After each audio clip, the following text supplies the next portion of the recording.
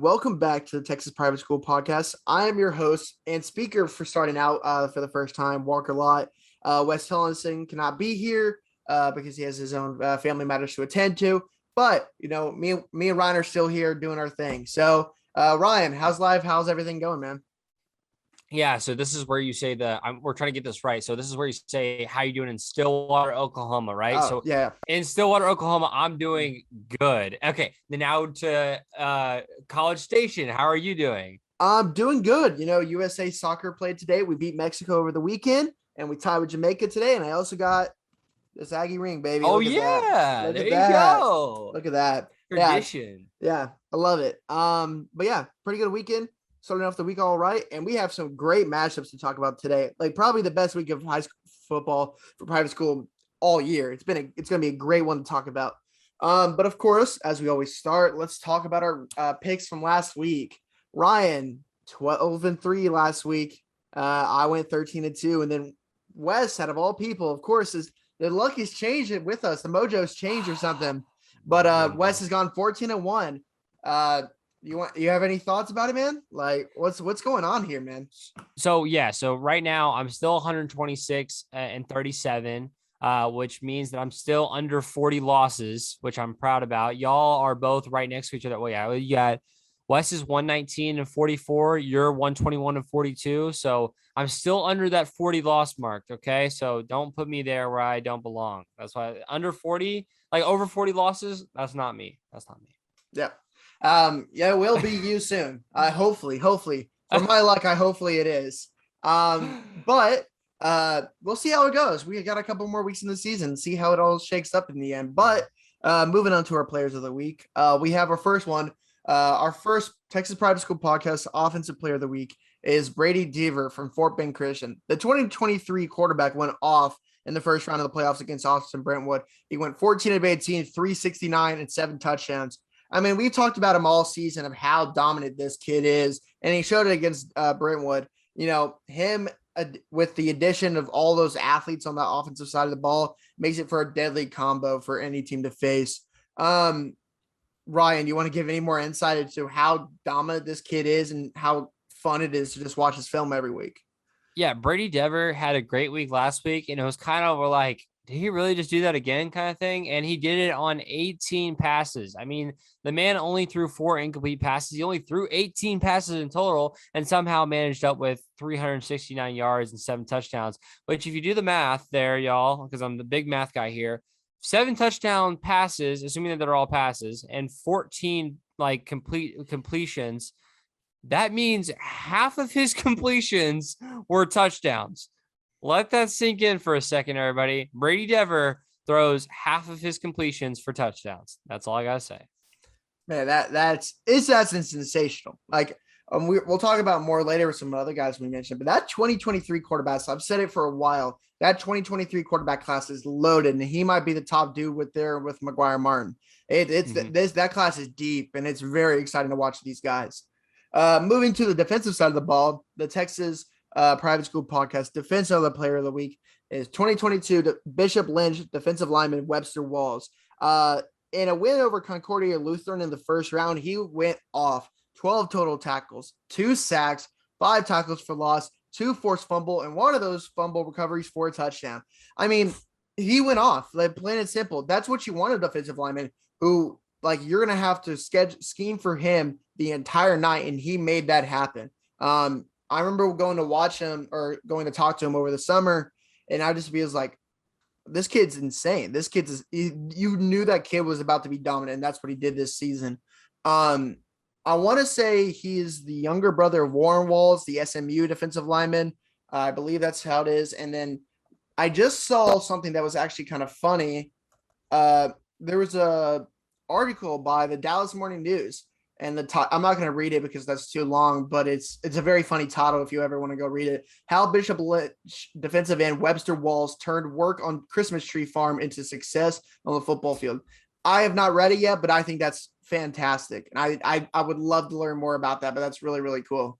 But yeah, they have a tough task ahead of them, I believe, against who are they playing this week?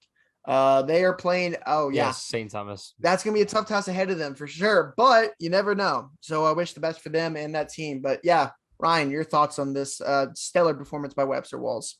Yeah, I'm looking at this next week. I just pulled up his name a second ago. If I'm St. Thomas quarterback, if I can get this name to pull up, I'm scared. Like I'm scared trying to make sure this guy doesn't get to me. I mean, he's running over everybody. This guy's name is last name Wright, Jake Wright. Jake Wright, the quarterback for St. Thomas. I would be scared for my life in that pocket if I know that this man's coming for me. That's all I gotta say. I think you gotta be on your toes. You gotta know where he's at on the line, and I would be totally scared. Same thing goes for sophomore running back. I don't know how to fully pronounce this guy's name, but Jay Cardenas. Yeah, I don't know.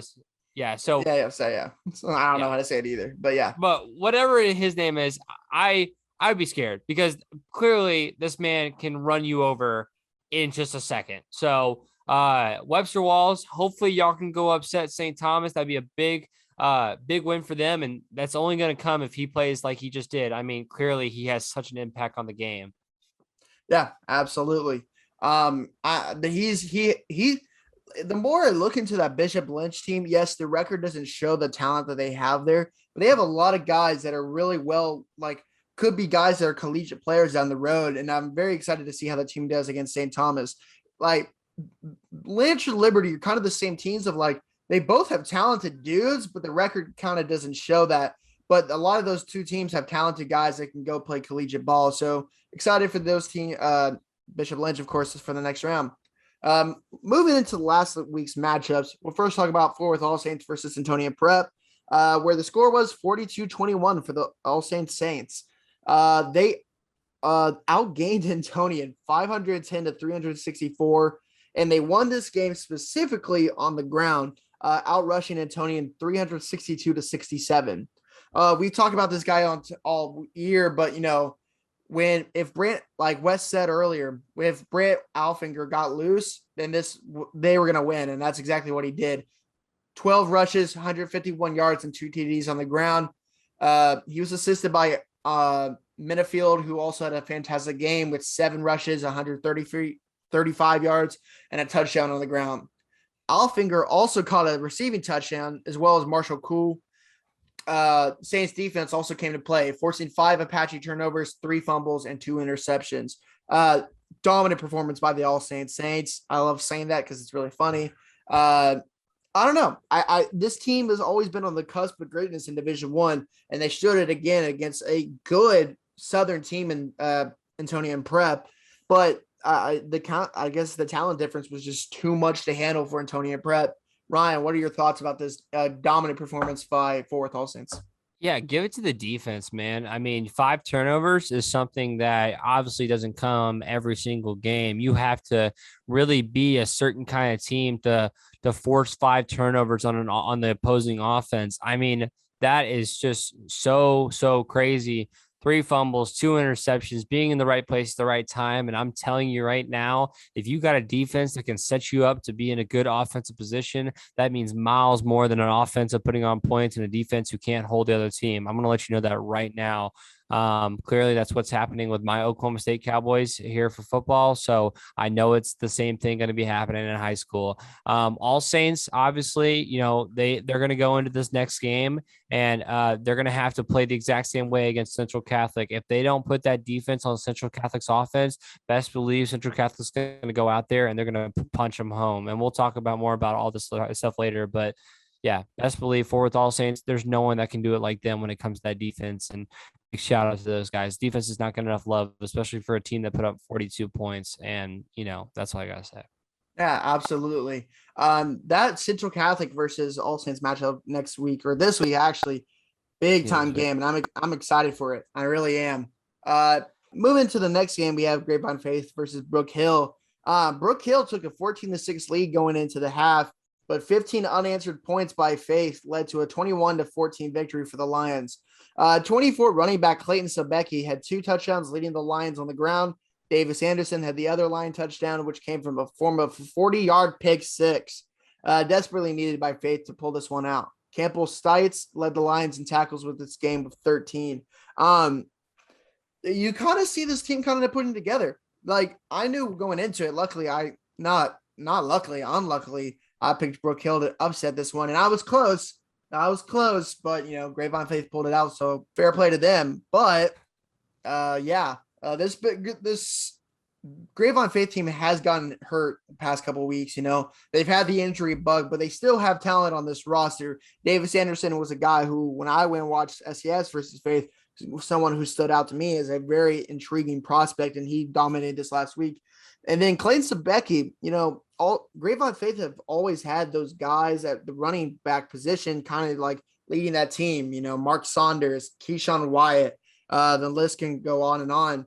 But Clayton Sebecki might be the next guy in line for that dominant running back position for Grapevine Faith.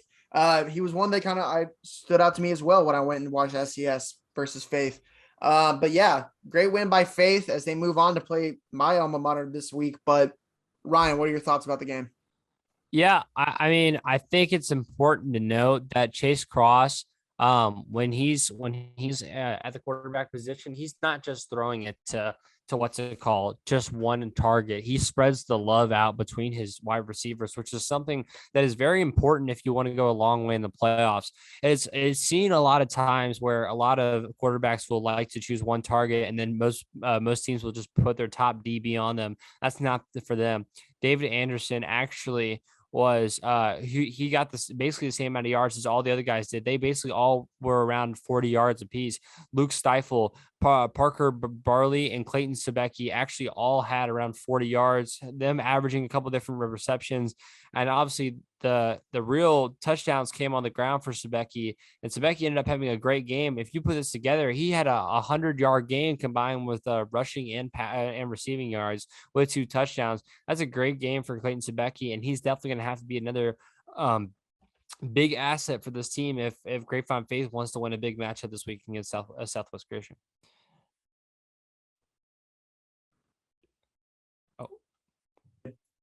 Anyways, yeah, absolutely. Making a lot of sense there.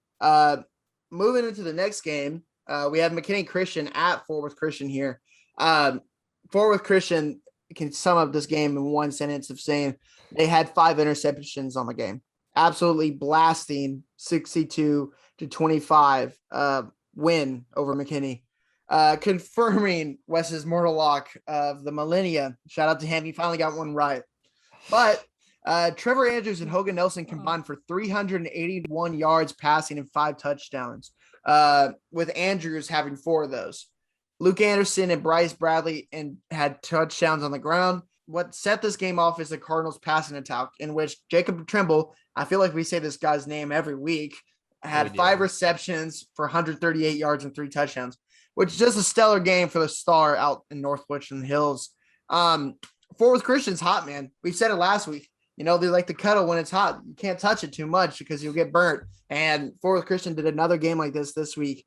I love that McKinney Christian team. I really do. Zeke Long's getting a lot of attention, so I want to give his big name to him for, having such a stellar performances these past 2 years.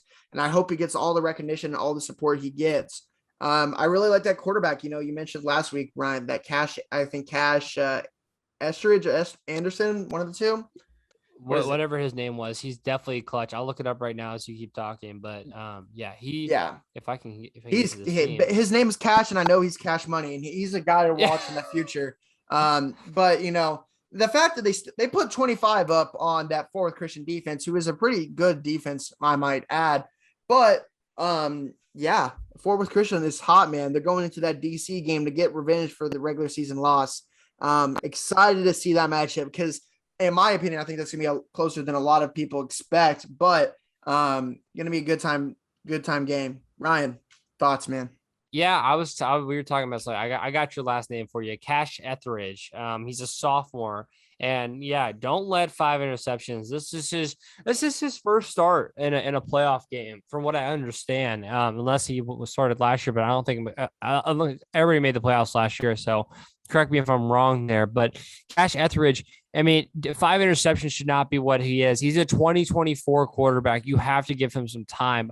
Also, Big shout out to senior Zeke Long. We talk about him a good amount on this podcast too. We love our McKinney guys, and honestly, it's really sad to see Zeke Long go, especially this being the end of his high school career. 98 yards and 6 receptions with a touchdown in his last high school game. Definitely something, the way to end off your senior career. But going to Fort Worth, I mean, there's no argument for how good this team is. I mean, we already have said how strong this Fort Worth team is, and I agree. I saw them in person. I saw them stomp my Eagles, my Legacy Christian Eagles, 67-21. I know this team is good. I know Trevor Andrews is good. You know, I'm not stupid in that aspect. They're on a 3-game win streak at this point. And the losses that they have between them and like the district games and Legacy was just a non-district game against CCA Addison and the Southwest Christian game.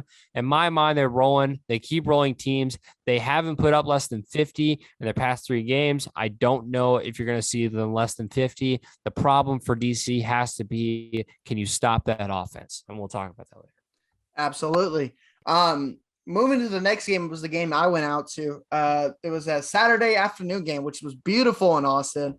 Austin St. Michael's versus Lutheran South.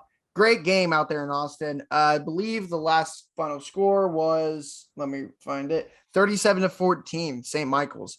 Basically, the fact is that Lutheran South scored that 7 in like the first quarter, and then they didn't score into the end of with 30 seconds left in the game. So it was a big win for St. Michael's. And I had never seen him in person. St. Michael's, I like this team. Absolutely. I'm going to just go down the line. The receiving tandem of the 2 big bodies of Jack Esparza, the 2022 guy, and then 2023 wide receiver Joe Moreland. The 2 big bodies of Moreland and Esparza are dominant, both above like 6'3", 6'4", and are just freakishly athletic. They can go up and get it. I really do think Joe Moreland is probably one of the most underrated private school guys in the state. Be on the lookout for that dude, because I think that guy is going to be a future collegiate guy. I really do think so. He should be a D1 prospect. I say it now. I've seen a lot of dudes in games over the past couple of years. I think that's a D1 guy. But Jack Esparza is the other guy. They both play safeties for this team and then go out and go play offense. Both those guys are dominant kids. Excited to see them go. And don't get it twisted. I like Xander Romero, the 23 athlete as well. I like 23 Jaw Griffin as well. I like 23 Malachi Smith. This is a young junior class that's going to bring this team to success. They're going to make it very, very hard for Fort Bend to win this game this upcoming week, and we'll talk about it more later. But one guy I want to also mention is 2023 quarterback Carson Kruger. You know, we've already talked about so many 2023 quarterbacks, and now seeing this kid in person, I mean, he is very, very good. Who do you have? You have Brady Dever, you have Carson McGuire. You have McGuire Martin, Chase Cross, and you have him now. And you're also having Von McKeever and John Cooper. Like, you have a lot of good young quarterbacks in this private school game that it's going to be fun to watch them grow. And, I know Carson was on a visit to UT over the weekend in the sad loss that Texas had over Kansas at home. Really sad. Really, it's a really sad loss. I know we have some Longhorn fans that probably watch this podcast, so we can't say all that, but we'll leave that be. I hurt for that program. Hurt. Anyways. Red Raider. All right, let's keep going. Anyways, you had to make it. You had to make the joke. It was too easy not to. 62-yard field. Okay. All right. We're actually done. Anyways, but yeah, big win for St. Michael's. They're a dominant team. They're led by a lot of good guys, and the depth is there a little bit. And I'm really excited to see how this team is going to do against Fort Bend this week. But great win for them. Congrats to Lutheran South on a great season. But St. Michael's came out on top of this one. Do you have anything else to add, or do you want to just keep rolling? No, let's keep rolling. Gosh, man, I'm looking at these stats, though. These are insane, bro. These are insane. Yep, absolutely. Let's go into the Colleyville Covenant versus Pantego game. Pantego dominated this one on the ground, outrushing Covenant 253-117 en route to a 38-21 victory. The Panthers had 4 touchdowns on the ground. Reese Vickers had 2. Dylan Spain had one, and Caden Palladini had one as well, leading Pantego on the ground with 118 yards. Through the air, Ethan Pruitt had a touchdown as 75 yards receiving. So the NL Etta and Christian Wells train of Covenant comes to the end. After making state last year, their season gets done in the first round after kind of a strange season for Covenant. First of all, they have the talent. Don't get it twisted. Yes, they lost their quarterback, and that kind of hindered them a bit. But for in Division III, with the talent they have, you would think they would do a little bit better. But it is what it is. They've lost. It's going to be interesting to see how good this team will be next year, because they were already down this year. How much down are they going to go again with a lot of those seniors leaving? But they still will have Christian Wells and Aletta there for next year, so it'll be interesting to see. But let's turn on to Pantego. Pantego had to bounce back from a big-time loss to Grace Prep and get that their mental game right for this win. Because, Covenant's not an easy task to just check off and go into the next one. They're a good team. So Pantego had to get their mind right for this game, and they did that absolutely. Ryan, what are your thoughts about this game, this big win for Pantego going into the next round? Yeah, I mean, honestly, y'all, if we're gonna go into this depth. Y'all actually had them winning. Y'all had them winning. Covenant Christian actually winning out that entire one of the that probably was the most stacked corner of any TAPS bracket. It was the most stacked corner out of any TAPS bracket, and y'all had them winning out of there. I did not. I have Lubbock Christian winning out of there. And I'm gonna, and it should be known that I think Lubbock Christian is that good, but best believe I had to follow with them to at least think that Covenant was going to beat Pantego, just because of this idea that we thought Pantego had only played Grace Prep. We didn't really know that much more than that. And Pantego just lost to Grace Prep. So let it really be known here that Pantego showed me, honestly, that they are them dudes. I do have them losing to the Lubbock Christian eventually, but, doesn't mean that they didn't show out. And Colleyville Covenant, I have no idea what has happened. Obviously a lot of star power, but maybe that cohesiveness or whatever, like how everyone kind of blended together of that star power on that team. I don't know how all that would have happened out. So great couple seasons for Colleyville Covenant. It's sad they're going to lose a lot of guys. It'd be good to see what happens the upcoming years with that team, and we'll see what Pantego does in the rest of the playoffs. Yep, absolutely. I mean, they might have the talent, but at the end of the day, football is a team game, and you have to have 11 guys on both sides of the ball that can do it. And maybe that just is how it is over there in Covenant. So we'll see how it goes. But that is our 5 games of last week that we kind of wanted to cover. Going into other news of the last week, we're going to go into our rankings. Let's talk Division I first. Nothing really changes besides the very bottom of the graphic.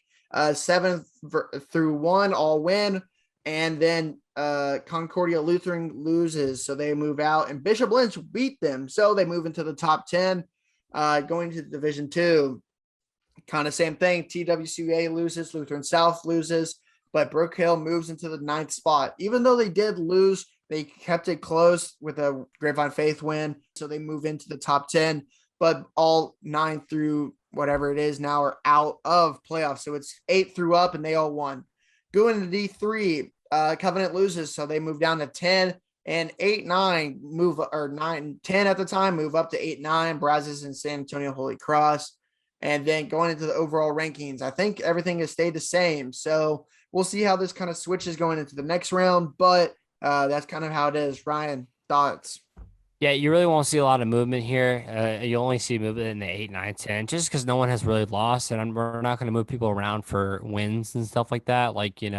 There's not enough of a win for this person being this person by this much for, it to be that crazy of a change. So yeah, not a lot of movement, and obviously SPC, we just didn't do anything to it because they're done. So, and then I guess we're about to go into this, but speaking of our overall, you'll see TCA Addison. You want to talk about that TCA Addison, what they did? Absolutely. So you know how TCA Addison is kind of in that, I think it's Division 5. I think that's what it's called. Whatever independent that they're a part of. They won't be a part of that next year. If you watch our what's called reclassification, they're back in D1 next year. So they won't be killing kids. What was the final score of that game? It was 67-0 versus a TMI Episcopal. But I will mention that because it is at the end of the season. TCA Addison, great team, great program. You see how they're finally coming back into it. We've talked about them a lot, so I won't mention it too much. But the guys that they have that team are special, and the young guys that are on that team as well are really good players. So I think they're going to make some noise next year in Division One, so be on the lookout for that. But it'll be interesting to see. So I just forgot that I went back down to St. Michael's and I got myself a hat. You see, we're all getting hats out here. Shout out St. Michael's, great people, great place, beautiful. If you've ever been to that side of Austin, oh my gosh, I would love to live there. So shout out that place. It's a great, great place. Yeah, go represent your Lubbock Christian. Anyways, let's do these top 5 games of the week. First game of the week is 9-1 Parish versus 7-4 Prestonwood in a rematch of October matchup in which Parish won 35-9. Parish Episcopal Panthers will meet in the Prestonwood Lions in the quarterfinals of the TAPS Division I playoffs. Parish averages 45 points per game and allows 19. Prestonwood averages 34 and allows 22. Looking into this now, I'm going to go Parish here. I think it's an easy choice. They've dominated every team they play in. They've gotten comfortable with the team they are at. So I'm going to give me Parish in this one. Talking about Wes's pick now, I'm going to give his pick. He has Parish in this game. He can't go against it. Last time, I think he said we all picked Prestonwood in this game the last time we played. So he said, don't go against, I can't go against it now. So give him Parish. Ryan, what's your pick, man? Yeah, as a Prestonwood diehard and a McGuire Martin big fan and a Coco, I always forget his last name, and a big Coco wide receiver fan as well, call him.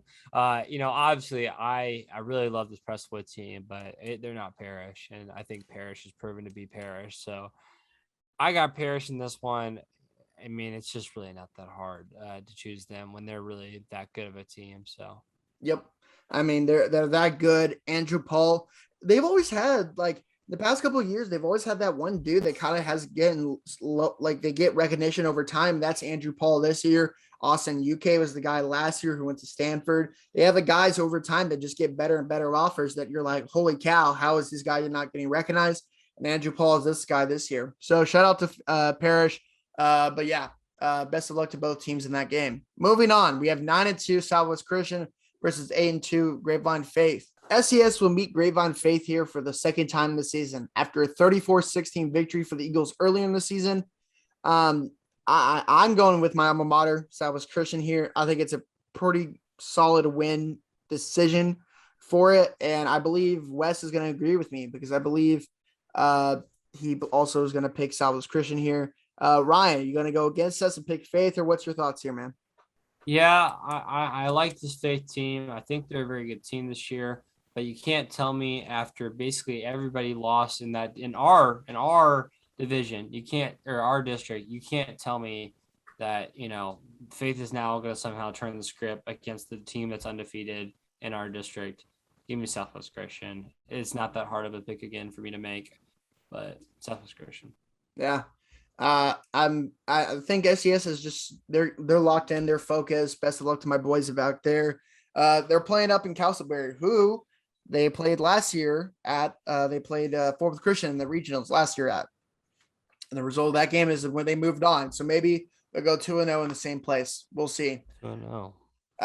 Anyways, going to the third game of the week is a game I'm very intrigued for, and I love this game. 8-1 Shiner St. Paul versus 8-2 Brazos Christian. The battle of, I honestly think this is the state championship in the regional matchup. You can disagree with me, but I really like these two teams. Shiner St. Paul, in the clash of the Division 4 Titans, we see the two best teams meet Saturday. And Friday, actually. And I have to dive into the stats here since these teams are so evenly matched. Brazos Christian is averaging 38 points per game and allows 14, whereas Shiner St. Paul also averages 38 and allows 20. When we went and interviewed Coach Hoff and Levi over the summer, we talked about, having to face Shiner St. Paul and how they kind of run Division 4 they've had for the past couple of years. And how do you get past that team? And, now they have the opportunity to do this game. And it's going to be very interesting to see how they're going to do it. In order to secure the win here, Brazos Christian has to stop the fantastic rushing duo of Zach Johnson and Noah Bodeker for St. Paul. These two have gone for 200 on the ground each in a single game before. And if Brazos defense allows that to happen, I don't see them winning. But Levi Hancock and the Eagles have something very special that brewing. And I think there's a very good chance they will have the state MVP on their side and Levi Hancock. I think that guy's a stud. But give me Brazos Christian this one. I love this team. I love this team. I love this team. I love this team. Give me Brazos Christian here. Levi Hancock for Heisman. If that was a thing in private school football, give it to him. He's doing that good. I love this team. I love Levi Hancock.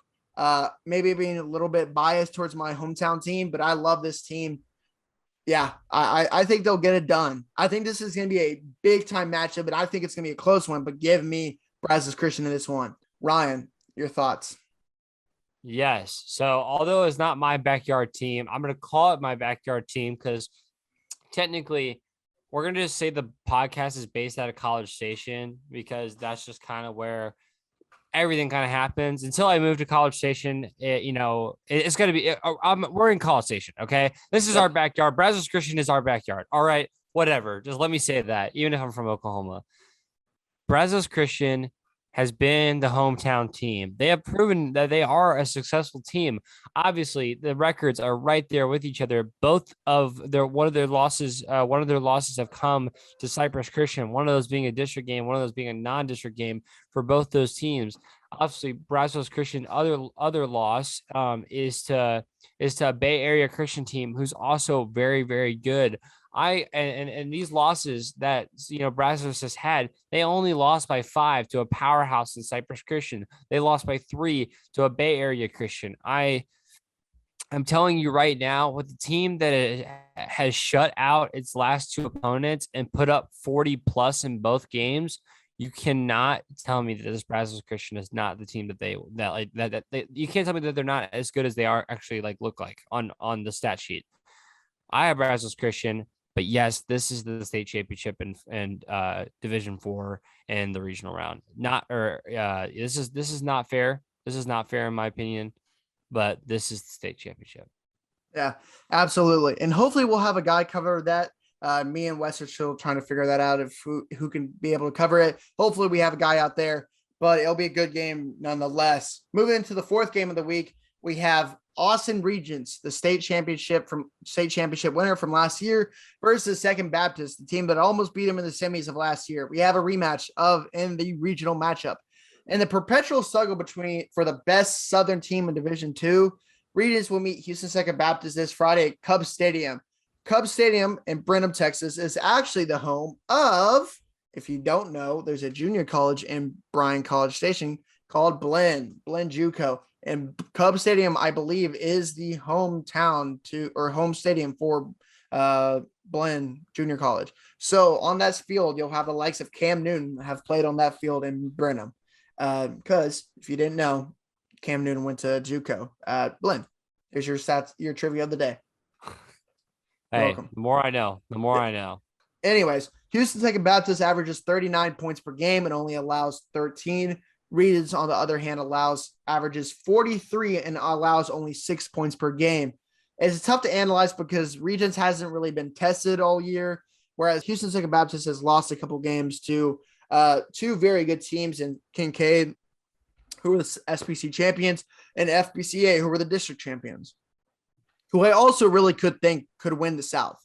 However, even without major tests, I have to side with the Regents team in this game. I went out on a limb last year and picked Houston Second Baptist to upset them, and I was totally incorrect.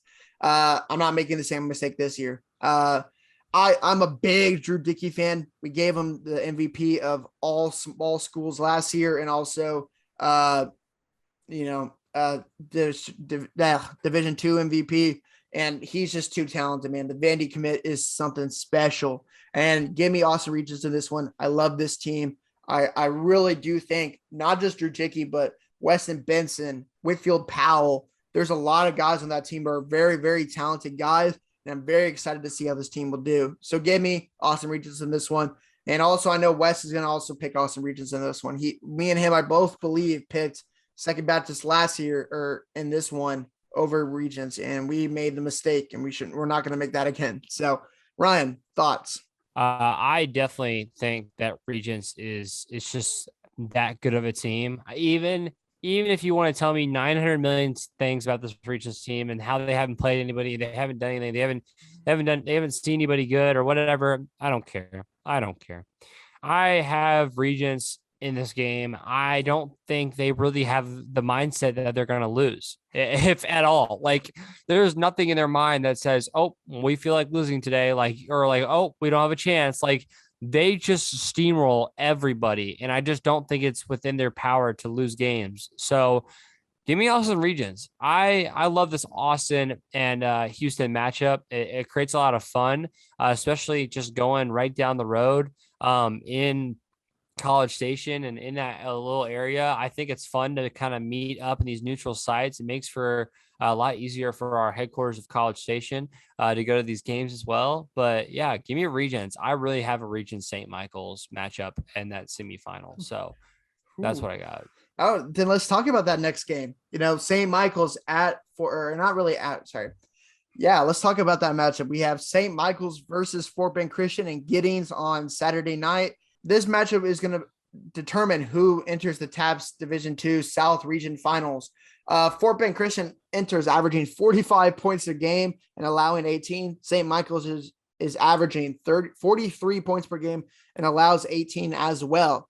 Statistically speaking, two very similar teams. And honestly, how they play as well are very similar in how they play. They both have great weapons on the offensive side of the ball that can go up and get it. Brady Dever and Carson Coover are two elite 2023 quarterbacks, with Joe Moreland, Jack Esparza, and Xander Romero on the receivers positions. They have a really good receiving core for St. Michael's. But on the other side, Fort Bend Christian, they have dudes, man. Domino, Gardani, Dixon, Donovan, etc. It's hard. We got talent on talent here tonight. It's going to be a good matchup. St. Michael's is kind of flown a little bit under the radar, being that division, District 3, Division 2. But they're going to have to throw the ball to have any chance in this game. They have to give it to their athletes, just like Fort Bend does it all year. This second St. Michael's secondary kind of has to slow down this receiving core for Fort Bend Christian. Regardless, it's hard to pick against Fort Bend in this game, even though I love St. Michael's. I have the hat, but I'm going to go pick against St. Michael's in this one. I'm going to go Fort Bend here. I think that offense is just too dominant to play. And I don't know who plays both sides, but a lot of those guys for St. Michael's have to play both sides of the ball. And I think in this game where it's going to go a lot of fast paints, a lot of scoring, a lot of running, I think they're going to get a little bit too tired.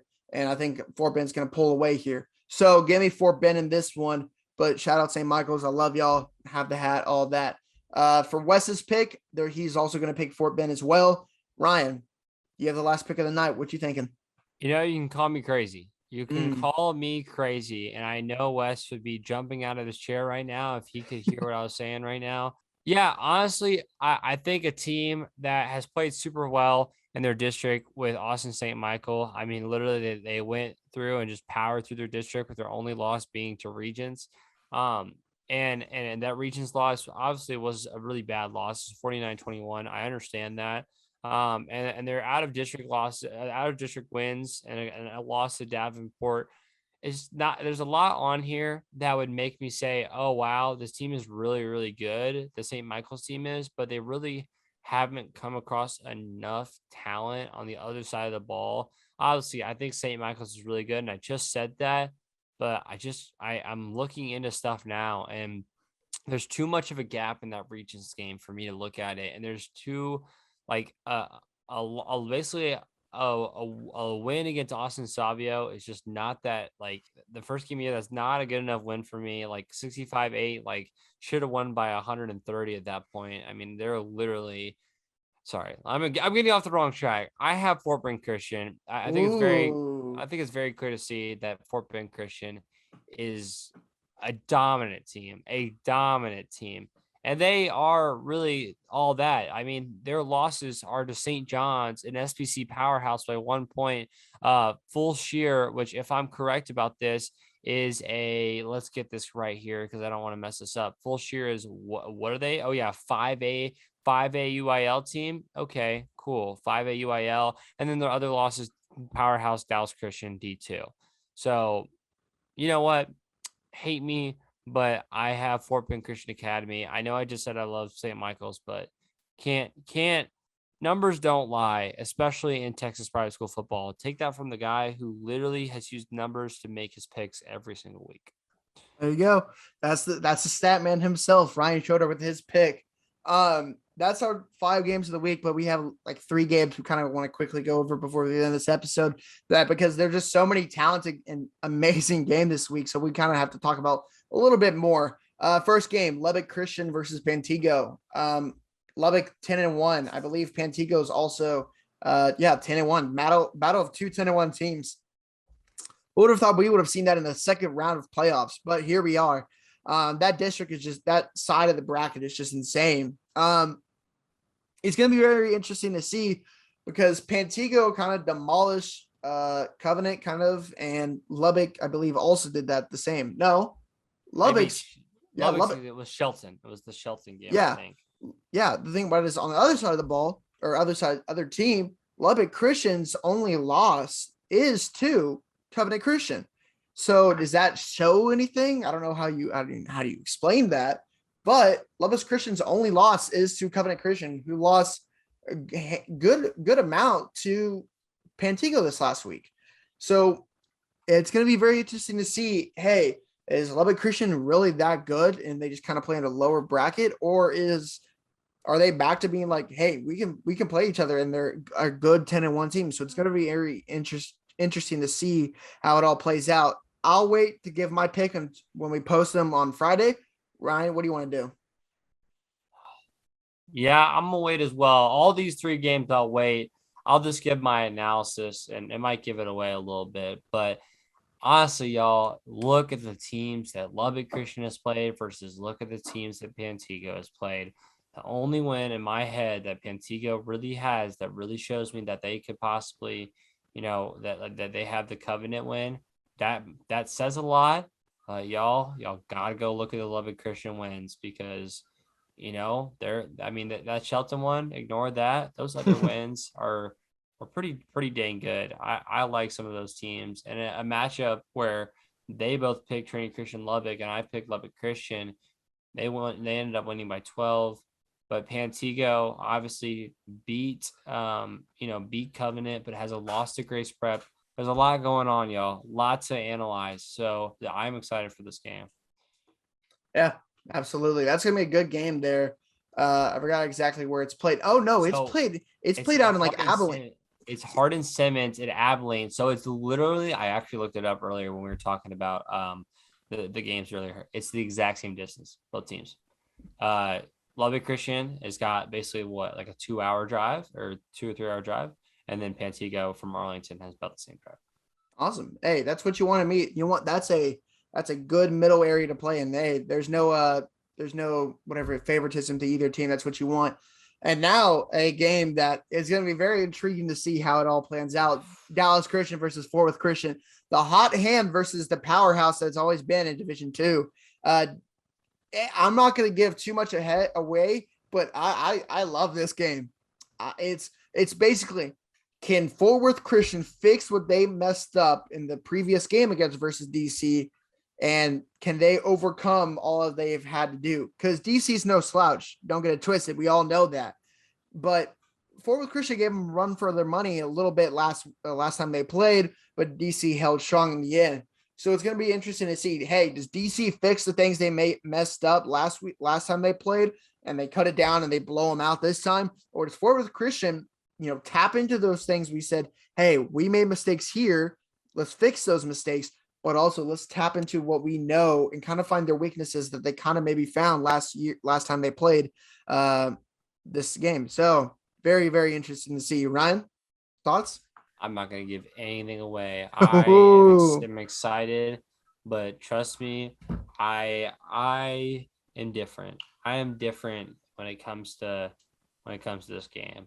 I won't give anything else away than that. I am different. Absolutely. But hey, it's one of the best rivalries in all of the state, all of Texas is DC versus Fourth Christian. Always has been, always will be. Very intrigued to see how that game turns out. Last game we'll kind of cover is All Saints versus Central Catholic. The battle of two pretty good teams. Central Catholic was the bye in the South region, so there should be the better team, right? That should be the win, right? But don't get it twisted. All Saints is going to come for blood, and they're going to come to play. And it's going to be very intriguing to see if Central Catholic can hold on, because both are really, really good teams. And you always have the record of, oh, yeah, the North is so much better than the South. Like I believe South lost 6-0 last year to all these North teams. So can Central Catholic be the one that kind of gets over the hump of the better North teams? And it's going to be a very intriguing matchup to see how Central Catholic does. Hopefully, I'll be in attendance for that game because I believe that's going to be the Friday game I go to. But I'm excited for that one. Going to be a pretty cool game to go watch. Ryan, thoughts? Yeah, I mean, obviously, you see the St. Thomas win on the Central Catholic resume, and it looks really, really good.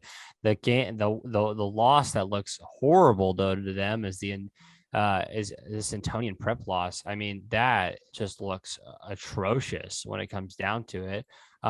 Because if I'm not mistaken, who's the team that All Saints just beat? It was Antonian, wasn't it? So you're gonna tell me now at this point that this is back-to-back weeks for Antonian. Antonian then goes out and beats Central Catholic, then loses to All Saints. Now All Saints is gonna come play Central Catholic. Hey, that's your information right there. I think that just blew my cover, but that's your information, and I think you should stick by it. Don't let 6-4 scare you about this All Saints team. Always remember who they have to play in their district. Absolutely. Great analysis there. And that was going to end us for this week. Hopefully Wes can join us in the next episode.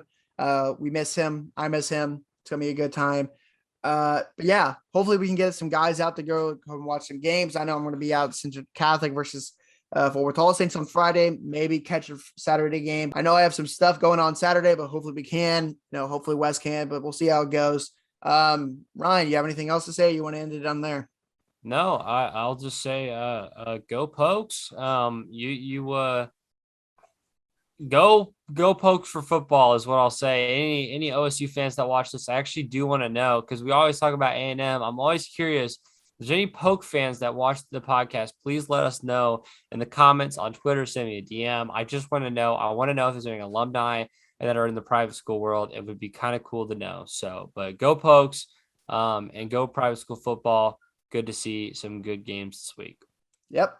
And that'll end it, man. I'm Walker Lott. A little different of the hosting, but yeah, I appreciate y'all coming by. Hey, remember, subscribe, turn on those post notifications. For giving us content. We'll see content on Twitter. Go like that stuff, retweet that stuff. More and more content. Hey, little sneak peek. We're kind of in the works of doing some special stuff for TAPS state championships behind the scenes. Stay tuned. It's in the works. Stay tuned. So yeah, appreciate y'all coming by. This is Ryan Schroeder. I'm Walker Lott. Thank you.